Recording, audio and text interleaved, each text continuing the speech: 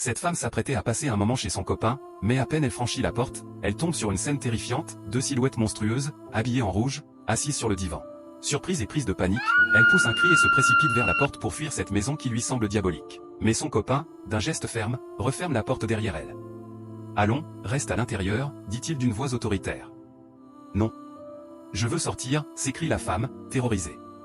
Mais il l'empêche de partir. « Ici, c'est ma maison, et tu vas voir comment je gagne mon argent.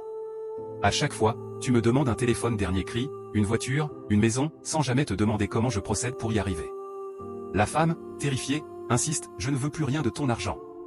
S'il te plaît, ouvre-moi la porte, je veux sortir. » Il s'approche alors et ramasse les billets avant de les lui tendre, promettant davantage si c'est l'argent qu'elle désire.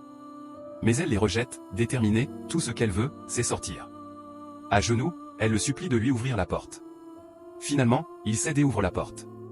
Elle tente de s'enfuir, mais il l'interrompt encore, « Assieds-toi, écoute-moi. » C'est alors qu'il lui explique que tout cela n'était qu'un test, les deux monstres n'étaient autres que ses frères, masqués pour l'effrayer. À titre de preuve, les deux frères retirent leur déguisement, et la femme découvre avec stupeur qu'il ne s'agissait en réalité que de la famille de son copain. Son mari n'était donc pas un ritualiste.